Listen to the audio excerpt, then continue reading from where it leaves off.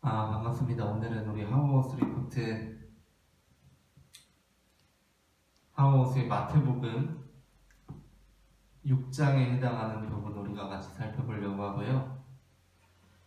특별히 이제 6장을 두 부분으로 나뉘어서 살펴볼 건데 오늘은 첫 번째 부분 예수님께서 구제와 기도와 금식에 대해서 말한 부분을 살펴보려고 하고, 이제 다음 주에는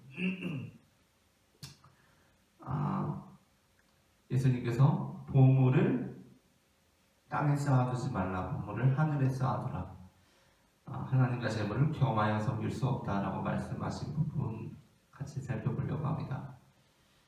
둘이 밀접하게 관련되어 있기 때문에 우리 교재에서 약간 축적되는 부분이 있긴 한데, 이제 오늘 부분은 148페이지의 중간, 그러니까 두 번째 시작되는 문단으로 치면 첫 번째 문단까지 중간쯤에 보시면 부자면서 동시에라고 되어 있는 부분이 있습니다. 그 위에까지 오늘 살펴볼 거고요. 다음 주에 이제 그 뒤에 부분은 살펴보려고 합니다. 예수님께서 산상수훈을 하십니다. 산상수훈 하시면서 팔복을 말씀하시고 너희가 세상의 소금과 빛이다라고 말씀하시고, 이제 몇 가지 반명제에 대해서 말씀을 하시죠. 6가지를 말씀을 하시는데, 너희는 이렇게 들었지만 나는 너희에게 이렇게 말한다라고 그렇게 말씀하십니다. 그러면서 우리가 지난번에 예수님께서 행하시는 설교란 뭐냐, 우리가 오늘날 행해야 할 설교라는 것이 대체 뭐냐라고 했을 때 설교가 무엇이 되어야 하는지를 우리가 함께 살펴보았습니다. 근데 예수님께서 행하신 그 설교가 무엇이었냐라고 우리가 다시 되짚어보면, 예수님께서 행하신 설교가 기존의 방식에서 그것을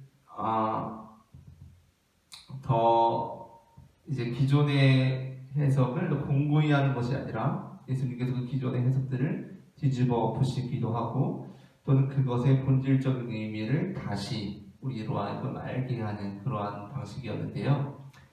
그러니까 무슨 얘기냐면, 당연히 지금 이루어지고 있는 해석이나 지금 주어지고 있는 메시지와 가르침이 하나님의 뜻에 합당하고 맞다면 그것을 더 공고히 하는 게 맞는 일이겠죠, 그렇죠? 그러나 예수님께서 택하신 방식은 지금 이제 특별히 그러한 것들을 예수님께서 추리신 것이겠죠. 예수님께서 선택하신 겁니다. 그러한 주제들을 현재 하나님의 뜻에 맞지 않게 벌어지고 있는 어떠한 메시지들, 그것들에 대해서 예수님께서 너희는 이렇게 들었지만 나는 이렇게 말하겠다라고 하시면서 새로운 가르침들을 주신 거예요. 그렇죠? 그것이 바로 예수님의 설교였어요. 이제 지금 전해지고 있는 이 가르침들의 잘못된 부분들, 이제 본질적인 의미가 퇴색된 부분들을 다시 한번 예수님께서 그 본질적인 부분에 빛을 비추시고 우리로 하여금 보게 하시고, 어떠한 것들은 전혀 다른 방식으로 행해지고 있는 것들은 이제 새롭게 이제 예수님께서 가르침을 주신 겁니다. 그리고 이제 이어지는 부분이 오늘 6장인데, 6장에서는 예수님께서 5장에서 특별히 어떠한 가르침들과 메시지들에 대해서 너희가 이렇게 들었지만 나는 너희에게 이렇게 말하겠다라고 하셨다면, 예수님께서는 이제 6장에서는 행실에 대해서 말씀하십니다. 행실. 특별히 유대교에는 세 가지 굉장히 정결하다고 일컬어지는 그 세 가지 대표적인 종교 행위가 있었는데, 그것이 바로 뭐죠? 오늘 나오는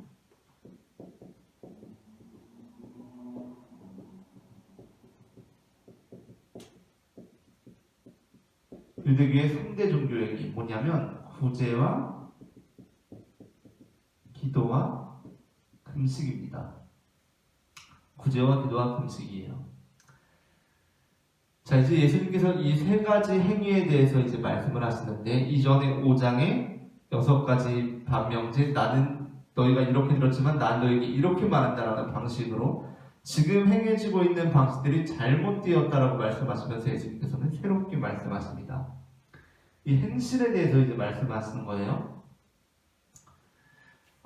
근데 여기서 이제 하워스가 하나 흥미로운 얘기를 하는데, 과연 이전에 5장에서는 예수님께서 세상 사람들이 너희들의 착한 행실을 보고 하나님께 영광을 돌리게 하라. 너희는 세상의 빛이다라고 선언하시는데, 이제는 예수님께서 우리에게 은밀함을 말씀하신다는 겁니다. 은밀함. 특별히 이제 이게 구제와 관련되게 되면 우리가 세상의 빛이라고 할 때 예수님께서 그 전에 그랬잖아요. 너희가 세상의 빛이다. 너희가 착한 행실을 해서 사람들이 너희의 그 착한 행실을 보고 하나님께 영광을 돌리게 하라라고 하셨으면 우리의 그 착한 행실이 드러나 보여야 되잖아요. 그렇죠? 보이는 것은 굉장히 중요한 요소 아닙니까? 우리가 어떠한 선한 사업을 하고 사역을 하는 데 있어서 보여지는 건 굉장히 중요합니다. 그렇죠? 그래서 어떤 나라에 재난이 발생하거나 큰 위험이 빠졌을 때, 그리고 도움이 필요한 일들이 발생했을 때 일부러 유명 인사들이 어떻게 하죠? 드러나게 기부를 하는 경우들이 있어요. 그렇죠? 물론 드러나지 않게 하는 사람들도 있지만 드러나게 해야겠다라고 판단을 하고 드러나게 기부하는 사람들이 있습니다. 그 사람들이 어떤 악한 의도로 또는 자기가 드러내고 싶어가지고 막 그렇게 하는 게 아니라 정말 선한 뜻에서 그렇게 하는 사람들이 있을 수 있다고 봐요. 뭐냐면 그러한 더 많은 사람들이 이 기부에 합류하도록 이슈화시키는 거죠. 그렇죠? 그러한 면에서 우리의 착한 행실이 보여지는 거 굉장히 중요한 거라는 생각이 들어요. 우리의 왼손이 아닌 오른손이 모르게 하고 오른손이 아닌 왼손이 모르게 하고, 그리고 교회에서 어떤 선한 사역을 하는 것을 홍보하고 그런 것들에 대해서 굉장히 비판적인 시각으로 바라보시는 분들이 있으실 수 있지만, 그러나 그럼에도 불구하고 교회가 어떠한 선한 사업을 하는 것을 홍보하고 사람들에게 알리는 것이 그 어떤 문화를 형성할 수 있는 거거든요. 그리고 그 어떤 선한 사업들이 더 흥왕할 수 있도록 하는 거죠. 그렇죠? 계속해서 은밀히 행해지다 보면은 그러한 요소가 줄어들 수가 있기 때문에, 그러나 예수님께서는 은밀히 할 것을 말씀하십니다. 은밀히 할 것. 구제를 할 때 무슨 얘기냐면 충분히 구제받는 사람들의 입장이 배려되어야 한다라는 이야기겠죠. 그러니까 이 둘의 균형이 굉장히 중요할 것 같다는 생각이 들어요. 왜냐하면 그 구제를 하고 도움을 베푸는 것을 우리가 드러내는 것이 도움을 받는 사람들의 입장에서는 그게 좋지 않을 수 있기 때문에, 요즘은 또 굉장히 사회적으로도 이런 거 굉장히 민감한 부분 아닙니까? 사회적으로 어떤 복지를 행할 때 그 복지 혜택을 받는 사람들이 어떤 그 상처를 받지 않도록 해주는 게 굉장히 중요한 부분으로 그렇게 되고 있기 때문에 어쨌든 이 구제에 대해서 말하고 있어요. 그리고 이제 하우어스가 여기에서 핵심적으로 말하는 것은 사실은 기도입니다. 기도에 대한 부분이에요. 물론 그 다음에 이제 금식에 대한 부분이 나오기도 하는데, 금식에 대한 부분은 굉장히 흥미로운 것이 뭐냐면 예수님께서 우리에게 너희 머리에 기름을 발라라, 세수도 좀 해라 라고 말씀하시는 부분이죠. 그러니까 예수님께서 우리의 어떤 미용에 관심이 있으신가? 라고 우리가 오해할 수도 있는 부분인데, 어쨌든 그러한 부분에서 굉장히 흥미로운 부분이고, 그 얼굴을 씻으라라는 표현에 대해서는 제가 이제 마태복음 강해 설교에서 다루었던 바가 있습니다. 근데 이제 여기서 주로 다루어지게 되는 것은 바로 기도예요. 기도. 예수님께서 누가복음과 달리 마태복음에서는 예수님께서 의도적으로 산상 설교를 하시는 중에 주기도문에 대해서 말씀을 하시죠. 너희가 이렇게 기도해라라고 말씀하십니다. 이렇게 기도해라라고 말씀을 하시고 계세요. 그러면서 이제 여기서 주기도문이 나옵니다. 이제 말씀하시는 정황에 있어서 누가복음에서는 예수님의 제자들이 예수님께 우리에게 기도를 가르쳐 주세요라고 그렇게 요청을 하는 반면에 여기서 예수님께서 앞서 말씀하셨던 것처럼 기존의 행실에 대해서 비판하시면서 너희는 이렇게 기도해라라고 말씀해 주시는 거예요. 기존의 기도에 대해서 비판하는 부분이 뭡니까? 먼저 앞서 말한 대로 드러나게 하는 겁니다. 드러나게 하는 거. 예수님께서는 드러난 곳에서 기도하는 것에 대해서 비판하세요. 무슨 얘기일까요? 드러난 곳에서 기도하는 것에 대해서 비판하신다. 우리는 드러난 곳에서 기도합니다. 그렇죠? 교회에서 기도하죠. 심지어 예배 시간에 대표 기도자가 있어요. 그렇죠? 그 드러난 곳에서 그럼 기도를 하면 안 되나? 드러난 곳에서 기도를 하는 것 자체를 문제 삼지는 않으셨을 거예요. 왜 문제 삼았을까요? 드러나는 곳에서만 하기 때문에 문제를 삼았던 것이겠죠.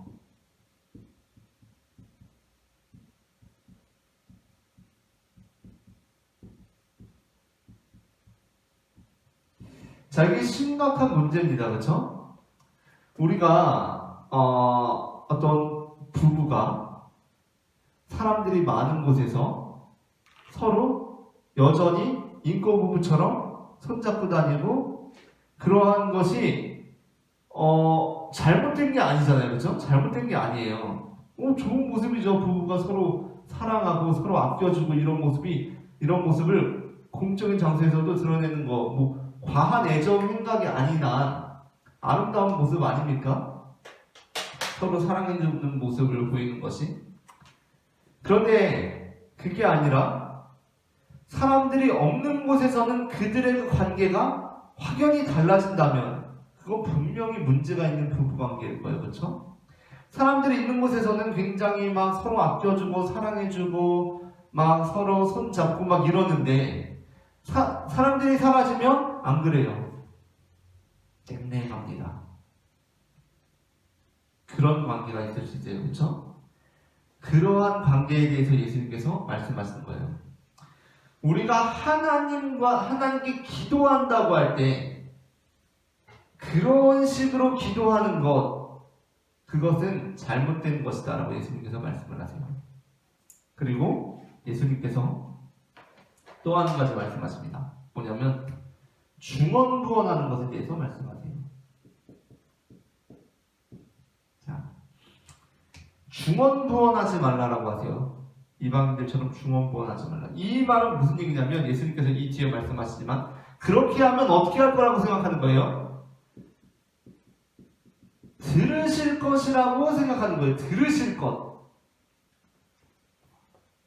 내가 말을 많이 하면 하나님께서 들으시겠지라고 생각하는 겁니다. 이게 누가복음에서는 이런 식으로 연결되도록 오해되는 부분도 있어요. 왜냐하면은 어떤 왕에게 막 간청하는 과부 계속해서 간청하면 이 세상의 지도자도 귀찮아서라도 들을지 않겠냐라고 예수님께서 그러한 말씀을 하시잖아요. 이제 그것도 우리가 새롭게 이해해야 되는 부분인데, 그러니까 하나님께서도 그렇게 계속 간청하면 들어주지 않겠냐라고 우리가 이제 오해할 수 있는 부분인데, 예수님께서 이제 이 부분에서 말씀하시는 건 이겁니다. 계속 말하면 들어줄 거라고 생각하지 말라는 거예요. 계속 말하면 들어줄 것이라고 생각하지 말라는 겁니다. 우리가 물론 기도할 때 말하는 게 굉장히 중요하죠. 통성기도는 한국교회의 굉장히 위대한 전통이라고 저는 생각하는 사람인데요. 그러니까 어떠한 말을 하면서 기도하는 것, 그것도 말을 많이 하면서 기도하는 것, 그게 분명히 우리에게 주는 유익이 있어요. 독특한 경험이 있습니다. 물론 침묵기도도 위대하지만 그렇다고 해서 침묵기도 하시는 분들이 막 통성기도를 막 무슨 엄청 수준 낮은 기도처럼 생각하는 그런 경향이 있어요. 근데 굉장히 잘못된 태도입니다. 침묵기도 하니까 나는 영적으로 막 굉장히 고상하고 통성기도 하는 거는 아직 영적으로 굉장히 낮은 수준이구나라고 생각하는 경향이 있는데 그런 게 아니에요.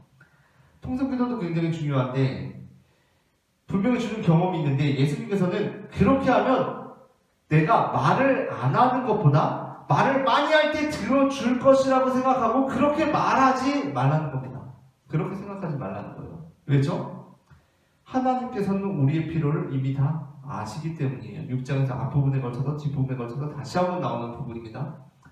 아버지께서는 우리의 필요를 이미 아세요. 이미 아신다고요. 그러니까 내가 말을 많이 하면 들어주겠지? 그리고 들으니까 말하는 상황이 그러니까 돼버린 겁니다. 자, 하나님께서 다 아신다라고 말씀하세요. 그럼 우리에게는 어떤 생각이 들까요? 하나님께서 우리가 필요한 걸 다 아신대요. 하나님께서 우리가 뭐가 필요한지 다 아신대요. 어떤 생각이 드세요? 기도에 관해서.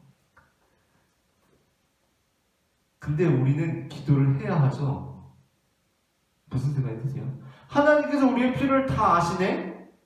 근데 기도를 해야 되는데 그럼 뭘 기도하지라는 생각이 들지 않겠어요? 자, 아니 하나님께서 내 필요를 다 아시는데 기도는 해야겠고 그럼 나는 무엇을 기도하지? 그럼 난 뭘 기도하지? 뭘 기도하지?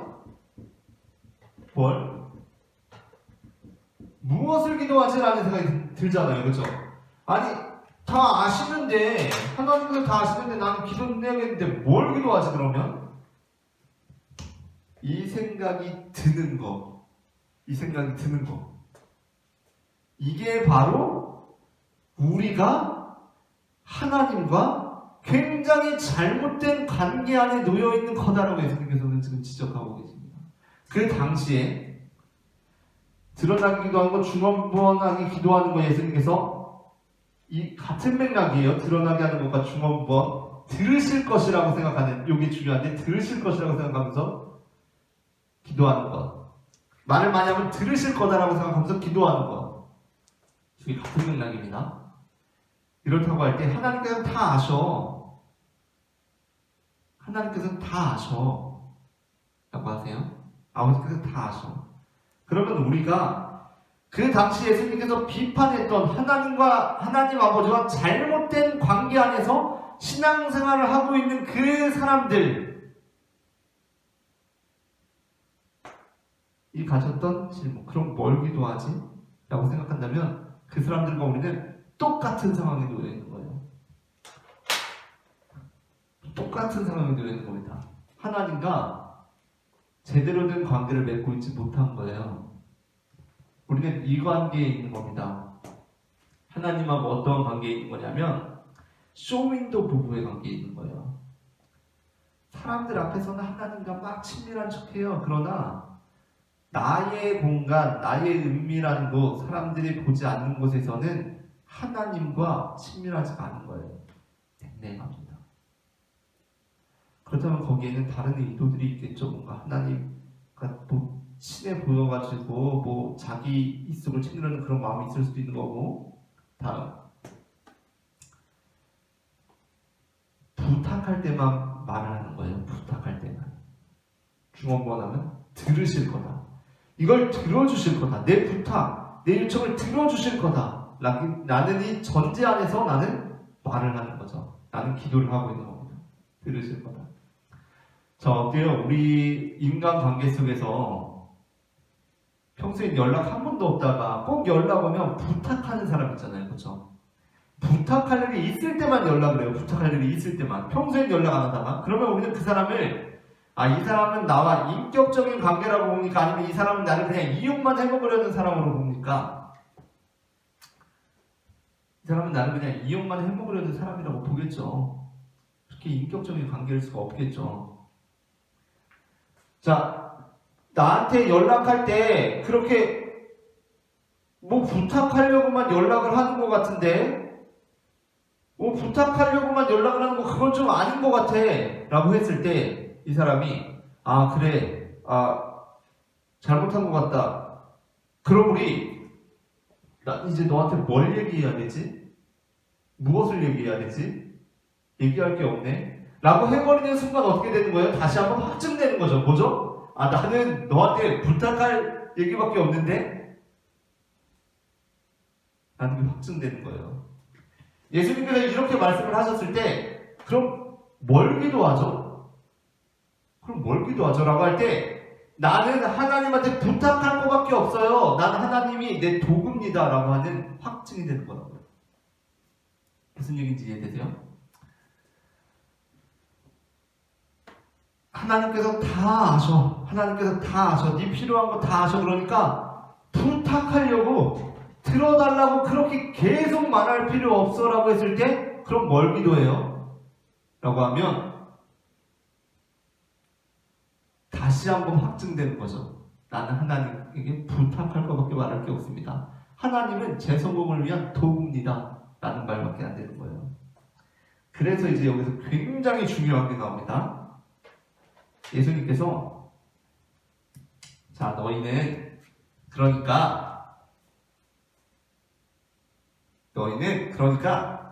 이것을 기도해라 라고 하십니까? 자, 하나님께서 다 아신다? 그러니까 너희는 이것을 기도해라 라고 말씀하세요? 아니에요. 잘 보세요. 예수님께서 이렇게 말씀하세요. 하나님께서 다 아셔. 그러니까 너희는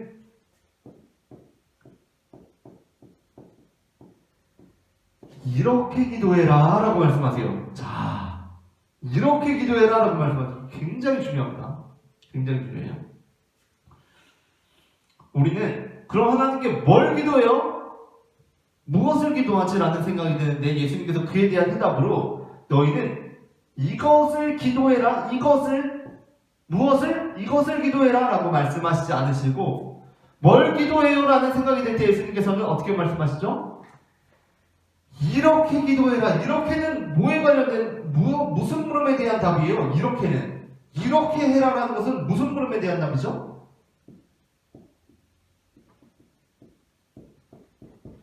어떻게? 라는 질문에 대한 답이 바로 이렇게 기도해라. 어떻게에 대한 답이 바로 이렇게 기도해라는 거예요. 이렇게. 자, 그럼 예수님께서 이렇게 기도해라 라고 말씀하시고 하신 말씀이 무엇입니까?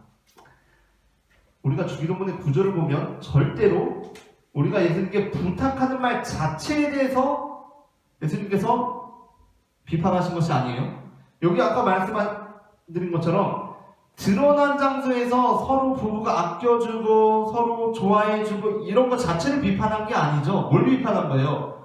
드러난 곳에서는 서로 친하게 막 지내고 서로 아껴주는 것 같다가 사람들 가니까 냉랭하고 서로 막 싸우고 막 서로 막말하고 이러면 분명히 온전한 부부관계가 아니잖아요. 그런 것처럼 들어달라고 기도하는 것 자체가 잘못된 게 아니죠. 뭐가 잘못? 친한 친구면 서로 부탁할 수 있는 거잖아요. 그렇죠? 언제든지 전화해서 부탁할 수 있는 겁니다. 친한 친구면. 근데 뭐가 문제인 거예요? 부탁할 때만 전화하는 게 문제잖아요. 그렇죠? 부탁할 때만. 주기도문에 보면 우리는 예수님께 부탁합니다. 우리는 하나님께 부탁해요. 후반부가 우리의 부탁이죠. 우리의 요청입니다. 그러므로 하나님께 부탁하는 기도하면 안 되는데라고 생각할 게 아니에요. 중요한 건 뭐냐면 예수님께서 이렇게 기도하신 겁니다. 뭐죠? 이렇게. 주기도문에서 제일 중요한 기도가 있어요. 예수님 기도에서 제일 중요한 거. 많은 성경학자, 신약학자, 예수님을 연구하는 사람들이 예수님의 기도에는 특징이 있다. 복음서 이전에 바울 서신이 기록될 때 바울이 예수님의 기도의 특징을 잡아낸 것이 있습니다. 그리고 주기도문이 딱 시작되는 단어가 있고요. 예수님 기도의 아주 특징, 그게 뭐냐? 주기도문의 원래 이름. 우리는 주님의 기도라고 부르잖아요. 주님의 기도. 그런데 주님의 기도보다도 원래 이름이 있어요. 주기도문에. 뭐냐면 아빠 기도입니다. 아빠 기도.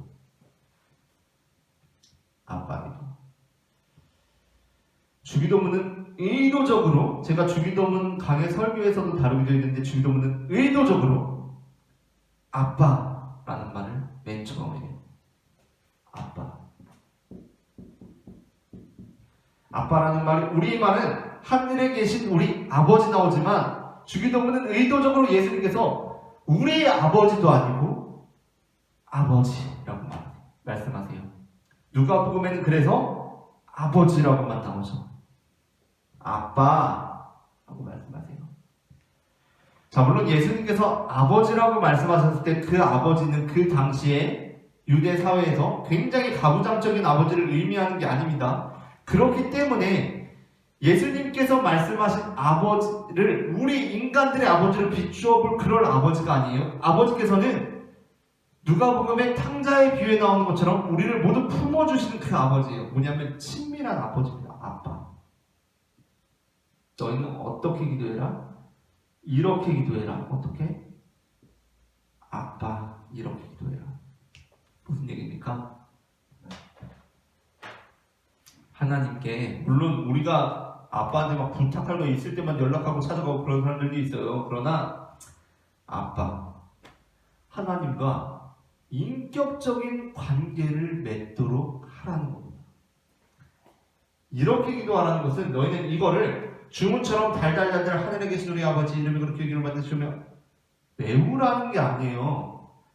이렇게 기도하라는 것은 오히려 그것과 정반대입니다. 하나님과 친밀하게 인격적으로 기도하라는 거예요. 아빠 이게 너의 아빠예요. 아빠라는 말이 좀 안 와닿을 수 있어요. 그러면 이렇게 이해할 수도 있습니다. 엄마에게 하는 것처럼. 또는 가장 좋아하는 친구에게 하는 것처럼 그렇게 하라는 거예요. 그럼 뭘 기도해요? 나 기도할 게 없는데요? 부탁할 거 없으면 기도할 게 없는데요? 그러니까 그것 자체가 잘못됐다고 예수님께서는. 어떻게 하는 거가 하나님과의 관계는 이렇게 부탁하려고 만나는 사이가 아니라 하나님과는 그냥 이야기하는 거죠. 그냥 연락하고 그냥 이야기하고 그냥 하는 겁니다. 그냥 이게 바로 예수님께서 가르쳐 주신 기도예요. 너희는 이렇게 기도해라. 어떻게? 아빠라고 기도해라. 아빠라고 기도해라. 그 기도하는 분과 친밀하게 인격적인 교제로서 기도해라 하는 겁니다. 자, 오늘은 여기까지 하고요. 다음 주에 6장의 하반부를 함께 보도록 하겠습니다. 감사합니다.